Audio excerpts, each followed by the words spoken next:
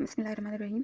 आज topic cover करने जा रहे हैं थोड़ा बेसिक इसकी प्रोडक्शन पॉसिबिलिटी कर्व। इसको प्रोडक्शन पॉसिबिलिटी फ्रंटियर भी कहा जाता है और प्रोडक्शन पॉसिबिलिटी बाउंड्री भी कहा जाता है। शॉर्टली इसको पीपीसी या पीपीएफ से डिनोट किया जाता है मोस्टली। इसके अलावा इसको ट्रांसफॉर्मेशन कर्व या फ्रंटियर या बाउंड्री का नाम आप लगा सकते हैं, वो भी कहा जाता है।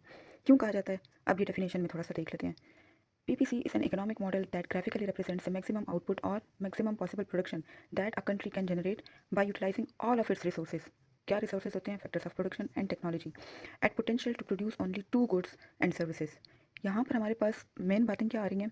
एक तो आपके पास क्या आ रहा है कि आपके पास पीपीसी क्या शो करता है, इकोनॉमिक मॉडल जो ग्राफिकल रिप्रेजेंट करता है किस चीज़ को, मैक्सिमम आउटपुट या maximum possible production that a country can generate by utilising all of its resources. मतलब सारे जितने भी रिसोर्सेज हैं उन सब के सबको आपने क्या करना है, फुली यूटिलाइज करना है एट पोटेंशियल पर यूटिलाइजेशन होनी है। ठीक है, फिर क्या है हमारे पास, for demonstrating this model mostly capital and consumer goods are taken.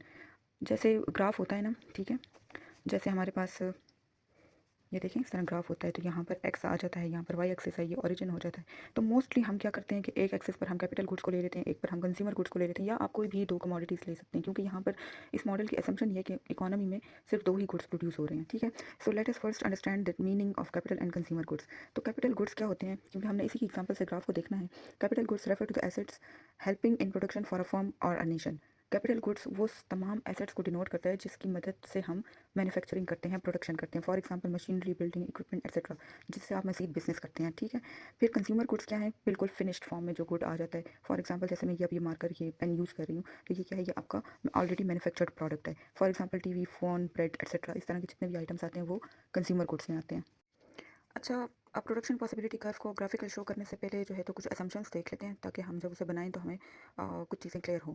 तो असम्पशंस का मतलब ये है कुछ चीज़ें जिसको हम एज्यूम करते हैं कि ये चीज़ें इस तरीके से परफॉर्म होंगी। तो क्या है, resources are fix but can have alternate uses और can be transferred from one use to another. ठीक है, रिसोर्सेज जो हैं वो हम एज्यूम करते हैं कि जितने भी इकोनॉमी में रिसोर्सेज हैं वो फिक्स्ड हैं, उनमें कोई इंक्रीज एंड डिक्रीज नहीं आ रहा for a specific time period. ठीक है, फिर क्या है, सेकंड असम्पशन हमारे पास क्या, resources are utilised at potential. मतलब ये है कि वो पूरी पोटेंशियल पर, मतलब कंप्लीट और एफिशिएंट यूटिलाइजेशन ऑफ रिसोर्सेज होगा, उसमें कोई भी अंडर यूटिलाइजेशन ऑफ रिसोर्सेज नहीं होगी। जो रिसोर्स का जो पोटेंशियल है, जो उसके अल्टरनेट यूजेस पॉसिबल हैं, उसका वैसे यूज़ होगा।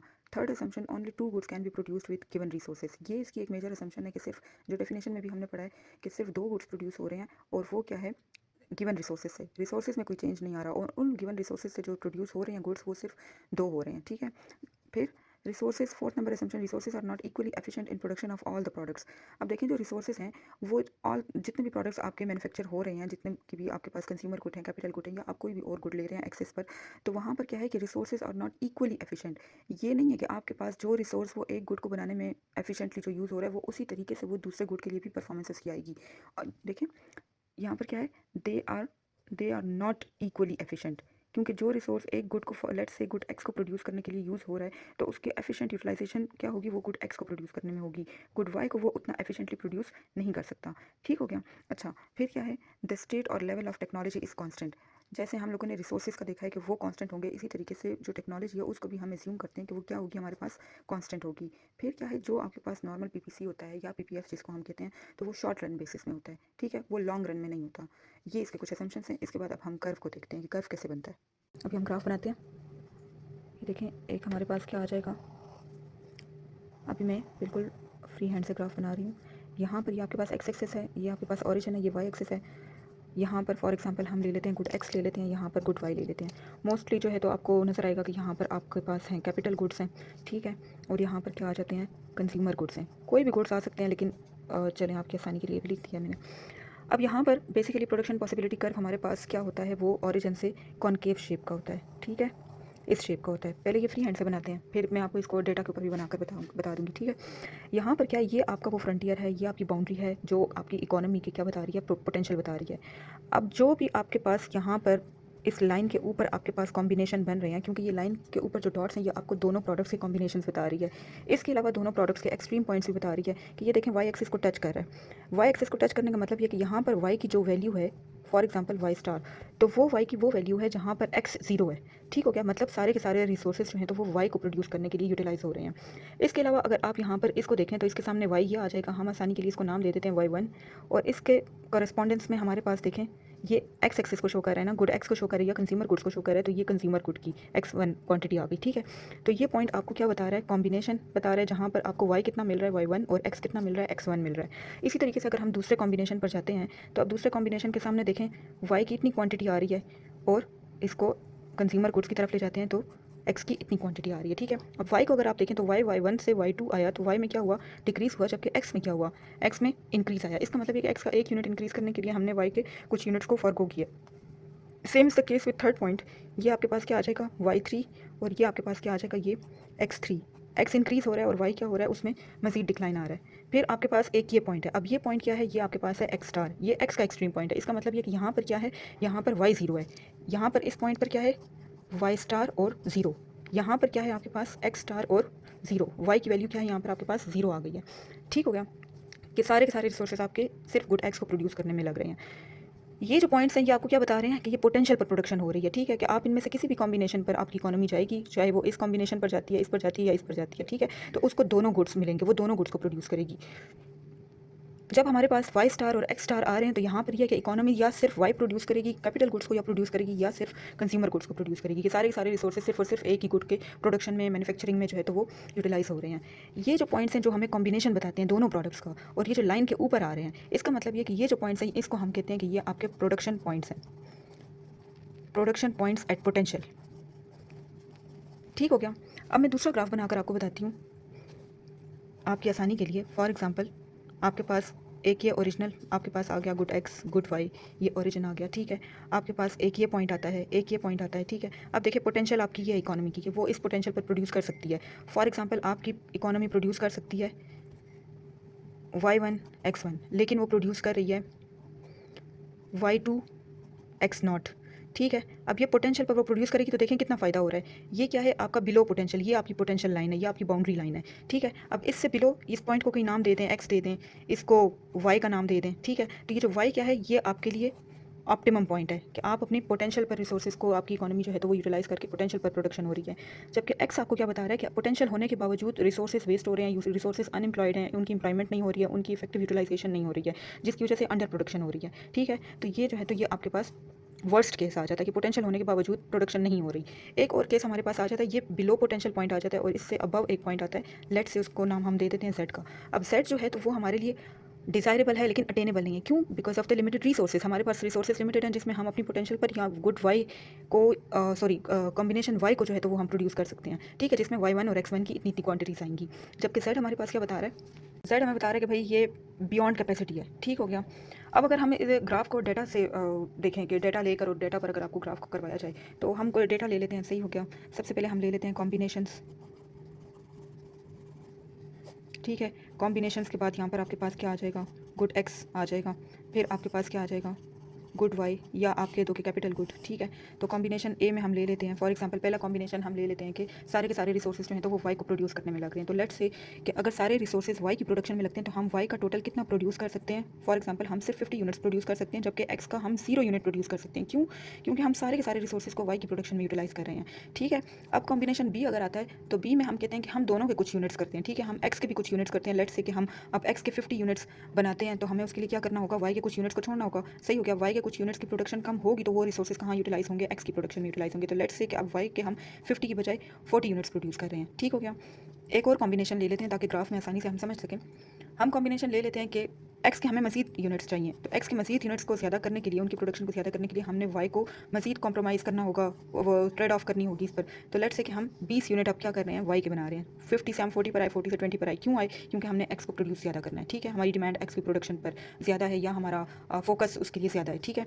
फिर क्या है कॉम्बिनेशन डी, कि अगर आप जो है सारे के सारे रिसोर्सेज एक्स की प्रोडक्शन में यूज़ करें तो एक्स मैक्सिमम आप कितना प्रोड्यूस कर सकते हैं, 75 यूनिट्स फॉर एग्जांपल। अगर ऐसा है तो इसका मतलब ये है कि गुड वाई की प्रोडक्शन के लिए फिर आपके पास बजट कितना रह गया, 0 रह गया। तो उसकी 0 प्रोडक्शन होगी क्योंकि सारे के सारे रिसोर्सेज आपके एक्स की प्रोडक्शन में यूटिलाइज हो रहे हैं, ठीक है। अब ये जो टेबल है इस टेबल को अपलॉट करते हैं। पहले मैंने आपको रफली सारा स्केच करके बताया इसका कि आपके पास प्रोडक्शन पॉइंट्स होते हैं, एक्सट्रीम पॉइंट्स होते हैं, ये आपके पास फ्रंटियर बनता है, ठीक है। अभी यहाँ पर इसको अगर हम प्लॉट करते हैं, यहीं पर प्लॉट कर दूँ, ये देखें, ठीक है। ये हमारे पास गुड एक्स आ गया, ये ओरिजिन आ गया, और ये आपके पास गुड वाई या capital goods, consumer goods and origin. ठीक है, अब ये जो पॉइंट्स हैं प्रोडक्शन पॉइंट्स, इनको जो है तो अब हम इस पर प्लॉट करते हैं। और प्लॉट करने से पहले हमने यहाँ पर स्केजुलिंग इसकी कर देनी है, इसका जो है तो हमने इंटरवल्स लेने हैं। ठीक है, ताकि ग्राफ अच्छे तरीके से आ जाए। तो अब देखें गुड एक्स में हमारे पास वैल्यूज़ क्या हैं, 0, 50, 70, 75, मतलब सबसे मिनिमम वैल्यू 0 है और मैक्सिमम क्या है 75। यहाँ पर क्या है 0 to 50 जा रहा है। ठीक है, तो एक्स की अगर हम वैल्यू लें तो एक्स की वैल्यू मैक्सिमम 75 तक जा रही है, तो हम 10 का इंटरवल भी ले सकते हैं। तो लेकिन हम यहाँ पर जगह क्योंकि छोटी है तो यहाँ पर मैं 20 का इंटरवल ले लेती हूँ, 20, 40, 60, 80। ठीक हो गया, और यहाँ पर मैं इंटरवल ले लेती हूँ 10 का, 10, 20, 30, 40 एंड 50। ठीक है, मैक्सिमम ये 50 तक ही जा रहा है। ठीक हो गया, अब यहाँ पर देखें 0 एंड 50। एक्स क्या है 0, तो एक्स हमारे पास 0 किधर आ रहा है, ये आ रहा है 0, और वाई की वैल्यू क्या है 50, तो वाई ये आपके पास क्या आ गया। अगर मैं इसको इस तरह से लिखूं कि एक्स और वाई, तो एक्स आपके पास क्या है 0 और वाई क्या है आपके पास 50। ठीक हो गया, ये कॉम्बिनेशन ए बन गया आपके पास, इसको लिख भी लें अपने पास। फिर सेकंड कॉम्बिनेशन हमारे पास क्या है 50 एंड 40। गुड एक्स अब हमारे पास क्या है 50, तो 50 आपके पास क्या 40 एंड 60 के बीच में आ रहा है। ठीक है, ये 50, 50 एंड 40, ये 40 और ये 50, कॉम्बिनेशन बी आ गया हमारे पास। फिर क्या है आपके पास 70 एंड 20, तो 70 किधर आ गया आपके पास, ये बिल्कुल मिड में 70 और 20, ये कॉम्बिनेशन सी आ गया आपके पास। फिर 75 एंड 0, तो 75 यहीं पर आ गया। तो 75 देखें 75 क्या है आपके पास एक्स की वैल्यू है ना, तो यहाँ पर ये 75 मैंने देखें एक्स के ऊपर लिख दिया, एक्स एक्सेस पर लिख दिया 75, और वाई क्या है 0, तो इसलिए ये इस लाइन के ऊपर ही आएगा। ये कॉम्बिनेशन डी हो गया। अब इन पॉइंट्स को हमने क्या करना है, इनको ज्वाइन करना है। ठीक है, तो ए टू बी लेकर आएँ, B to C and C to D, तो ये हमारे पास देखें इसी शेप का ग्राफ बन गया। ठीक हो गया, और ये जितने भी आपके पास कॉम्बिनेशन आ रहे हैं, ठीक है, ए बी सी डी, इनमें दो एक्सट्रीम है, A and D R extreme. अगर कॉम्बिनेशन ए पर जाते हैं तो गुड एक्स 0 प्रोड्यूस कर सकेगी इकोनॉमी, और वाई के कितने 50 यूनिट्स। अगर सारे रिसोर्सेज एक्स की प्रोडक्शन में जाते हैं तो एक्स कितना 75 प्रोडक्शन होगी और वाई कितना हो जाएगा 0। आइडियल सिचुएशन क्या है कि हम बी या सी में से कोई भी कॉम्बिनेशन के ऊपर ऑप्ट कर सकते हैं। ठीक हो गया, क्योंकि दोनों पोटेंशियल पर आ रहे हैं, ये पोटेंशियल प्रोडक्शन पॉइंट्स हैं। अब ये जो मैंने आपको यहाँ पर पॉइंट बताया था ना एक्स का और सी का, इसको यहाँ पर थोड़ा सा देख लेते हैं। फॉर एग्जाम्पल, अगर इकोनॉमी जो है वो 30 यूनिट्स वाई के प्रोड्यूस करती है और 30 यूनिट्स एक्स के प्रोड्यूस करती है, तो कॉम्बिनेशन ये आ जाएगा आपके पास। सही हो गया, अब इस कॉम्बिनेशन को कोई नाम दे देते हैं, लेट्स से कोई इसको एक्स का ही नाम दे देते हैं। ठीक है, ये कॉम्बिनेशन एक्स है। अब यहाँ पर देखें पोटेंशियल इकोनॉमी में है कि वो कितना प्रोड्यूस कर सकती है, कि वो वाई के 40 यूनिट्स के साथ 50 यूनिट्स एक्स की प्रोड्यूस कर सकती है, लेकिन इकोनॉमी क्या कर रही है, वो 30 दोनों के यूनिट्स क्या कर रही है, वो कम प्रोड्यूस कर रही है पोटेंशियल होने के बावजूद। तो यहाँ पर क्या है, यहाँ पर रिसोर्सेज की अंडर यूटिलाइजेशन हो रही है, वेस्टेज हो रहा है, रिसोर्सेज प्रॉपर्ली इंप्लॉय नहीं हो रही है, अंडर इंप्लॉयमेंट हो रही है, रिसोर्सेज की फैक्टर्स ऑफ प्रोडक्शन वेस्ट हो रहे हैं। ठीक हो गया, कि पोटेंशियल होने के बावजूद, रिसोर्सेज होने के बावजूद, टेक्नोलॉजी होने के बावजूद जो है तो यूटिलाइज नहीं हो रही, जिसकी वजह से आपके जो दो गुड्स जो कंज्यूमर और कैपिटल गुड्स आप प्रोड्यूस कर सकते हैं, तो उस जितनी क्वांटिटी इसकी प्रोड्यूस कर सकते हैं तो उससे काफ़ी कम क्वांटिटी, दोनों प्रोडक्ट्स की कम क्वांटिटी प्रोड्यूस हो रही है। तो इसीलिए यहाँ पर हम क्या कहते हैं कि ये वर्स्ट प्रोडक्शन पॉइंट है, कि पोटेंशियल के बावजूद, रिसोर्सेज टेक्नोलॉजी के बावजूद जो है तो उनको यूटिलाइज नहीं किया जा रहा प्रॉपरली, इफेक्टिवली यूटिलाइजेशन नहीं हो रही है रिसोर्सेज की। अब दूसरा एक पॉइंट देखते हैं, ये तो अंडर यूटिलाइजेशन ऑफ रिसोर्सेज हो गई है। बी और सी क्या है, पोटेंशियल प्रोडक्शन पॉइंट्स हैं। ठीक है, पोटेंशियल पर इनमें से किसी भी कॉम्बिनेशन पर इकोनॉमी जाएगी तो वो पोटेंशियल पर ही प्रोडक्शन होगी। ठीक है, अब यहाँ पर एक और पॉइंट अगर ले लें कि फॉर एग्जाम्पल अगर इकोनॉमी का हम कहते हैं, अगर इकोनॉमी 50 यूनिट्स वाई के प्रोड्यूस करे और लेट से 80 यूनिट्स जो है तो वो गुड एक्स के प्रोड्यूस करे, तो इसको यही नाम मैं दे देती हूँ जो यहाँ पर ऊपर आपको बताया था पॉइंट सी, इसको मैं सी का नाम दे देती हूँ। ये पॉइंट सी जो है तो ये देखिए पोटेंशियल से बाहर की बात है। ठीक है, कि मतलब इतनी पोटेंशियल, इतनी कैपेसिटी नहीं है, इतने रिसोर्सेज नहीं है। ये हमारे लिए क्या है, एक आइडियल सिचुएशन है, एक डिसाइरेबल सिचुएशन है कि हमारी कैपेसिटी यहाँ से यहाँ पर शिफ्ट करे। उसी सूरत में ये पॉसिबल है कि हम इस पॉइंट को अचीव कर सकें जब हमारी पोटेंशियल यहाँ तक पहुँचेगी। ठीक हो गया, तो ये पॉइंट सी जो है तो ये हमारे लिए क्या है, डिसाइरेबल बट नॉट अटेनेबल। ये अटेनेबल नहीं है, क्यों, because of having the given resources which are limited. ठीक है, तो ये बियॉन्ड पॉसिबिलिटी कर्व पॉइंट है, ये बिलो पॉसिबिलिटी कर्व पॉइंट है, और ये बी और सी क्या है, ये पोटेंशियल पर पॉइंट्स हैं। ठीक हो गया, इसके अलावा जो है तो इसके प्रॉपर्टीज़ वगैरह भी हैं कि वो भी अभी आगे करनी है, वो भी इसी में आगे हम करेंगे कि ये जो कर्व की शेप है ये ऐसे क्यों आती है।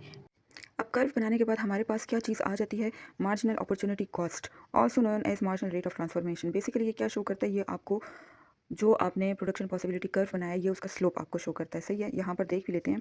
एमओसी और MRT refers to the number of units of a good sacrifice to gain one additional unit of another good. वो जो हमने ग्राफ बनाया था तो उसमें क्या है, एक की प्रोडक्शन को इंक्रीज़ करने के लिए दूसरे की प्रोडक्शन के कुछ यूनिट्स को कंप्रोमाइज़ करना पड़ता है। तो ये जो ट्रेड ऑफ हो रहा होता है, तो ये हमारे पास बेसिकली क्या बता रहा है, अपॉर्चुनिटी कॉस्ट के एक को किसी एक प्रोडक्ट का एक यूनिट ज़्यादा करने के लिए दूसरे के कितने यूनिट्स को आपको गिव अप करना पड़ता है। फिर इसके अलावा क्या है, it is the ratio of additional loss of output for example change in Y कि आपने कितना वाई के यूनिट्स छोड़े हैं टू गेट एडिशनल यूनिट। अब देखिए 1 यूनिट की बात हो रही है। मार्जिनल हमेशा आपको यूनिट चेंज का इफेक्ट बताता है, सही है। ये नहीं है कि आप बहुत सारे यूनिट्स का कर लें, single unit additional unit of another output that is change in x. For example आपने एक्स के एक यूनिट को इंक्रीज करना है तो उसके लिए आपने वाई के कितने यूनिट्स को फॉरगो किया है। When some resources are transferred from production of Y to X, तो जाहिर बात है आपके जो रिसोर्सेज वाई की प्रोडक्शन में लग रहे थे, अब आपको एक्स ज़्यादा चाहिए तो वो रिसोर्सेज कहाँ पर ट्रांसफर हो गए, वो एक्स की प्रोडक्शन में ट्रांसफर हो गए। क्लियर। अच्छा, इसके अलावा आपके पास एमओसी में क्या आ जाता है कि shows the slope of production possibility curve. जैसे मैंने आपको पहले भी कहा, इसको अगर हम इस तरीके से भी लिख सकते हैं कि M R T is equal to change in Y due to change in X, और एमओसी एक ही बात है, ये स्लोप को शो करता है। स्लोप में क्या है कि वर्टिकल आपके पास जो वाई एक्सिस है उसमें जो चेंज आ रहा है due to change in X, ठीक है। फिर हम आ जाते हैं प्रॉपर्टीज़ ऑफ पीपीसी कि जो प्रोडक्शन पॉसिबिलिटी कर्व है या जो उसका स्लोप है उसकी प्रॉपर्टीज़ क्या हैं। पहली प्रॉपर्टी क्या है कि पीपीसी क्या होगा, जो नॉर्मल पीपीसी होगा वो डाउनवर्ड स्लोप होगा। PPC is downward slope curve due to given resources. क्यों होगा? क्योंकि रिसोर्सेज क्या हैं, वो गिवन है, फिक्स्ड हैं, सही है, उनमें कोई चेंज नहीं आ रहा। For increasing production of one good, production of another good shall be decreased, सही है। एक यूनिट को इंक्रीज करने के लिए प्रोडक्शन को आपको लाजमी दूसरे यूनिट्स को छोड़ना होगा, क्योंकि ये ट्रेड ऑफ इसमें होगी और इस ट्रेड ऑफ की वजह से ही आपका क्या होगा, स्लोप डाउनवर्ड होगा। सेकंड प्रॉपर्टी क्या है इसकी, कॉनकेव टू द ऑरिजिन।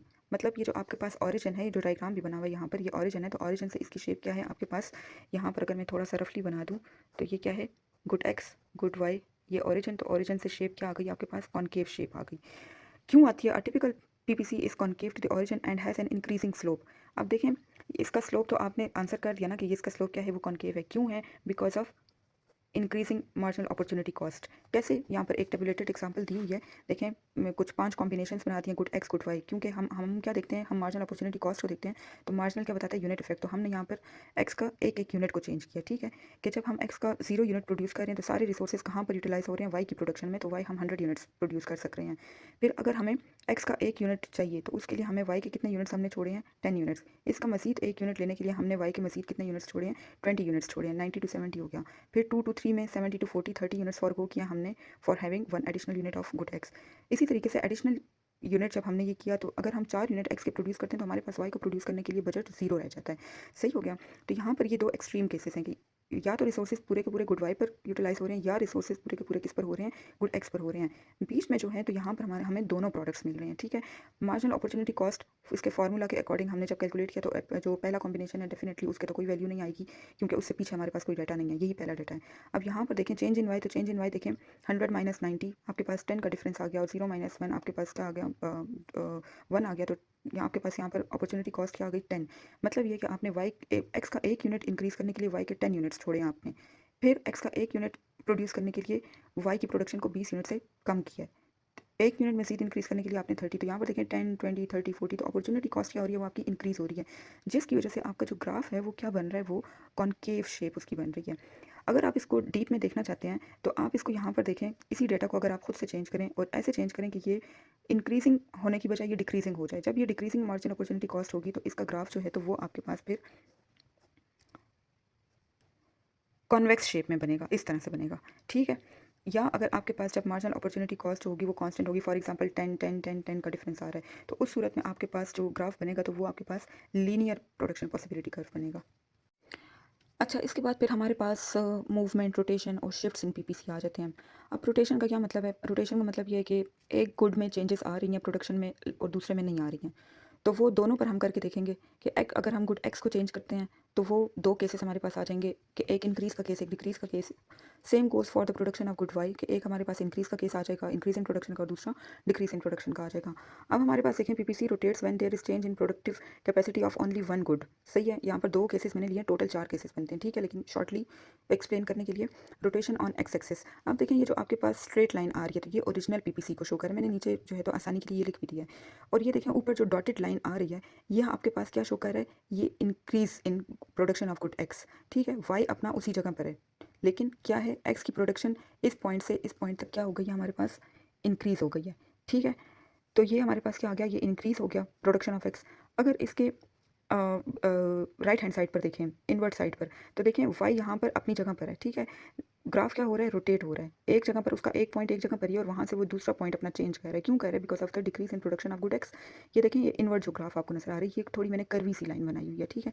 तो ये आपको डिक्रीज इन पीपीसी बता रही है due to decrease in production of good X. अब देखें, ये ओरिजिनल एक्स की क्वांटिटी है ना, तो अब यहाँ पर क्या हो गया, एक्स की क्वांटिटी कम हो गई है, ठीक हो गया। Same goes for Y. Y का आप देखें यहाँ पर एक्स का आपके पास एक ही अमाउंट आ रही है प्रोडक्शन की, जबकि यहाँ पर देखें वाई की 3 आ रही हैं, एक ओरिजिनल है, एक इंक्रीजिंग और एक डिक्रीजिंग आ रही है, ठीक हो गया। तो ये क्या हो गया, ये रोटेशन हो गया। तो रोटेशन कब होती है? जब एक्सिस पर जो आपने गुड्स लिए हैं उनमें से कोई एक गुड चेंज होता है, ठीक है। आप इसको आसानी के लिए ऐसा कर सकते हैं कि आप इसको अलग अलग से बनाएं, increase in good of x का केस बनाएं, फिर decrease in good of x का केस बनाएं। ये 2 केसेस आपके पास हो जाएंगे, लेकिन पहले आपने ओरिजिनल कर्व जरूर बनाना है, ठीक है। फिर वाई एक्सिस का करें आप, ओरिजिनल बनाएं, फिर उस ओरिजिनल के साथ रोटेट करें कि increase in production of good Y, ठीक है। एक्स की प्रोडक्शन अपनी जगह पर है, फिर दूसरा केस बनाएं, decrease in production of good Y, X की प्रोडक्शन अपनी जगह पर है और ओरिजिनल के साथ कंपेयर करना है, क्लियर। अच्छा, फिर मूवमेंट अलोंग पीपीसी। अब देखिए, मूवमेंट हमारे पास किस वजह से होती है? Refers to the changes in allocation of resources. जो रिसोर्सेज आपको गिवन रिसोर्सेज है, मतलब रिसोर्सेज में कोई चेंज नहीं आ रहा, बल्कि उनकी एलोकेशन में आ रहा है, ठीक है। उसको आप डिफरेंटली अल्टरनेट कॉम्बिनेशंस बनाकर आप उसका डिफरेंटली प्रोड्यूस कर रहे हैं कॉम्बिनेशंस को। PPC is constructed through these changes keeping other things constant. जो ये पीपीसी की डेफिनेशन है, जो अभी हमने सारा ऊपर पढ़ लिया, ये बेसिकली वही है कि आपके पास पीपीसी बनता ही मूवमेंट से, आपके पास कॉम्बिनेशंस आते रहते हैं। तो वो कॉम्बिनेशंस आपके पास कैसे आते हैं? जब आपके पास रिसोर्सेज को आप उन रिसोर्स एलोकेशन में आप चेंजेस कर रहे होते हैं, ठीक है। कि मतलब एक को प्रोड्यूस ज़्यादा करना है, तो फिर जिसके यूनिट्स कम प्रोड्यूस होंगे तो वो रिसोर्सेज अब दूसरे यूनिट की प्रोडक्शन में चले जाएंगे। अब यहाँ पर देखें, फॉर एग्जांपल ये मैंने वही 5 कॉम्बिनेशंस लेकर वही ग्राफ बना दिया है। अब यहाँ पर मज़ीद दोबारा से ये एक्सप्लेन कर रही हूँ कि यहाँ पर क्या है कि एक इनसाइड मैंने एक पॉइंट लिया, एक आउटसाइड पॉइंट लिया, और एक क्या है, लाइन के ऊपर पॉइंट्स हैं। तो अब देखिए, मैंने यहाँ पर आसानी के लिए लिख भी दिया है कि A to E, A B C D E, ये जितने भी पॉइंट्स हैं ये आपकी पोटेंशियल के ऊपर आ रहे हैं, ठीक है। कि इकोनॉमी अपनी पोटेंशियल पर परफॉर्म करके गुड एक्स से गुड वाई को प्रोड्यूस कर रही है, या कंज्यूमर एंड कैपिटल गुड्स को प्रोड्यूस करिए, कोई भी गुड्स हो सकते हैं। तो ए टू ई हमारे पास बेसिकली क्या है, ये प्रोडक्शन पॉइंट्स हैं at full employment of factors of production along PPC, सही है। इसमें से जो भी कॉम्बिनेशन लेंगे तो वो आपकी पोटेंशियल पर प्रोडक्शन को बताएगा। फिर ये जो एक्स पॉइंट है, ये क्या बता रहा है? ये इनसाइड द कर्व है। ये क्या बता रहा है? अनएम्प्लॉयमेंट ऑफ रिसोर्सेज या वेस्टेज ऑफ रिसोर्सेज। मतलब इकोनॉमी में ये पोटेंशियल है कि वो जो है तो यहाँ तक प्रोड्यूस कर सकती है, लेकिन इकोनॉमी यहाँ पर प्रोड्यूस कर रही है, सही हो गया। तो यहाँ पर वो प्रोड्यूस कर रही है, तो यहाँ पर क्या है, अंडर यूटिलाइजेशन ऑफ रिसोर्सेज हो रहा है। ये देखें, अगर फॉर एग्जांपल मैं यहाँ पर एक कर्व बना ही लेती हूँ, तो ये देखें पोटेंशियल कहाँ तक है, इस लाइन तक है, इस लाइन का कोई भी कॉम्बिनेशन, लेकिन प्रोडक्शन किधर हो रही है, वो यहाँ पर हो रही है। तो ये हमारे लिए क्या है, ये वर्स्ट प्रोडक्शन का केस है। मतलब आपकी आप रिसोर्सेज को इम्प्लाई नहीं कर रहे हैं एफिशिएंटली और कंप्लीटली, तो इसका मतलब ये कि रिसोर्सेज आपके क्या हो रहे हैं, वेस्ट हो रहे हैं। फिर ये एक एक्सट्रीम पॉइंट है। एक दूसरा एक्सट्रीम पॉइंट क्या है कि जेड। अब जेड क्या है, आपकी बियॉन्ड पोटेंशियल जा रहा है। तो बियॉन्ड पोटेंशियल क्या है कि डिज़ायरेबल है, लेकिन क्या है, अनअटेनेबल और डिसाइड पीपीसी के पोटेंशियल को, ये तो ख्वाहिश होती है हर इकोनॉमी की कि उसकी प्रोडक्शन कैपेसिटी ज़्यादा हो जाए, कि वो मज़ीद प्रोड्यूस करे, ठीक है। तो इस टाइम ये क्या है, ये एक आइडियल सिचुएशन है कि यहाँ पर कैपेसिटी पहुँच जाए, यहाँ तक प्रोडक्शन, तो ये क्या है, अनअटेनेबल, क्लियर। अच्छा, फिर थर्ड कॉन्सेप्ट हमारे पास क्या आ जाता है, shifts in PPC. Shifts in PPC हमें क्या शो कर रहा है कि entire shift from head to toe, from top to bottom, पूरे का पूरा पीपीसी आपका क्या करेगा, शिफ्ट करेगा। यहाँ पर क्या कर रहा है, रोटेट कर रहा है, शिफ्ट नहीं कर रहा, एक पॉइंट से वो जुड़ा हुआ है, ठीक है। यहाँ पर क्या है, पीपीसी बन रहा है ही इस रिसोर्स एलोकेशन की वजह से ही बन रहा है, इसके जो कॉम्बिनेशन हमारे पास बन रहे हैं। फिर आपके पास क्या है, शिफ्ट। तो PPC shifts due to change in productive capacity of both the goods, ठीक है। For example inward shift. तो इनवर्ट शिफ्ट आपको क्या बताता है कि आप पहले से कम हो गई है आपकी प्रोडक्शन कैपेसिटी आपकी इकोनॉमी की, ठीक हो गया। पहले वो इस ये यहाँ पर थी पोटेंशियल, इस पॉइंट पर, इस लाइन पर थी, अब पोटेंशियल कैपेसिटी क्या हो गई है, पोटेंशियल या कैपेसिटी वो डिक्लाइन हो गई है। इसके बहुत सारे रीज़न हो सकते हैं, कुछ मैंने यहाँ पर हाईलाइट कर दिए हैं। लॉस ऑफ रिसोर्सेज, ठीक है, रिसोर्सेज का अंडर यूटिलाइजेशन हो रही है, नहीं यूटिलाइज हो रहे हैं। कोई पॉलिटिकल इंस्टेबिलिटी आ रही है, कोई वॉर का कोई सीन आ रहा है, कोई नेचुरल डिजास्टर्स को फेस करना पड़ रहा है, कुछ आपके पास पेंडेमिक अटैक्स हो रहे हैं, डिसीजेस आ रही हैं, उसको टैकल करना है। There are number of factors, ठीक है, जिसकी वजह से आपका पोटेंशियल या कैपेसिटी कर्व जो है तो वो इनवर्ट शिफ्ट, मतलब वो डिक्लाइन हो जाता है, कम हो जाता है। इसका दूसरा अपोजिट साइड क्या है, आउटवर्ड शिफ्ट या राइटवर्ड शिफ्ट, ठीक है। तो यहाँ पर हमारे पास क्या है कि आपकी कैपेसिटी क्या है, आपकी कैपेसिटी इंक्रीज हो गई है। देखिए, यहाँ पर जो आइडियल कैपेसिटी थी, अब आपकी यहाँ पर क्या आउटवर्ड शिफ्ट क्या कर रहे हैं कि आप उसको अप्रोच कर रहे हैं, ठीक है, या आप उस तक पहुँच गए हैं। इसके भी बहुत सारे रीज़न हैं, एक तो मैंने लिख दिए हैं, बेटर रिसोर्स यूटिलाइजेशन, ठीक है, आपके पास रिसोर्सेज की क्वालिटी अच्छी है, और सिर्फ रिसोर्सेज की क्वालिटी अच्छी नहीं है, उसका complete efficient productive uses utilisation भी हो रही है। बेटर टेक्नोलॉजी, टेक्नोलॉजी बेटर भी है और उसका बेटर यूज़ भी हो रहा है, ठीक है, प्रोडक्टिव यूज़ भी हो रहा है। Better utilisation of technology and resources, growth है आपकी इकोनॉमी में, पॉलिटिकल स्टेबिलिटी, इकोनॉमिक स्टेबिलिटी है, ठीक है, फिर कैपिटल इन्वेस्टमेंट एक्सेट्रा। तो यहाँ पर आपके पास क्या है, ये वो फैक्टर्स हैं जिसकी वजह से आपकी पोटेंशियल क्या करती है, वो ग्रो करती है, इंक्रीज करती है। तो आपका ग्राफ में अगर हम देखते हैं तो कैपेसिटी कर्व, अब देखें ये सिर्फ एक्स या वाई नहीं है, बल्कि ये दोनों का ओवरऑल इकोनॉमी की कैपेसिटी ऑफ प्रोडक्शन क्या हो गई है, वो बढ़ गई है, इंक्रीज़ हो गई है। ठीक है, अब शॉर्टली जो है तो मैंने रफ हैंड से जो है तो इसको एक ही ग्राफ में शो किया है। स्ट्रेट लाइन क्या शो कर रही है, original production possibility curve. Dotted line क्या शो कर रही है, increase in production possibility curve. ठीक है, due to increase in productive capacity of both the goods. ठीक है, फिर ये जो इनसाइड जो कर्व आ रहा है ओरिजिनल से अगर हम देखते हैं, कंपेयर करते हैं, तो ये क्या बता रहा है कि decrease in production capacity of an economy due to the definitely decline in productive capacity of both the goods. ठीक है, ये था हमारा टॉपिक। कोई क्वेश्चन हो तो आप, या कोई कन्फ्यूजन हो, या इंसान है वीडियो में मुझसे कुछ आगे पीछे हो गया हो, तो आप इसको कमेंट सेक्शन में पूछ लें। थैंक यू, अल्लाह हाफिज़।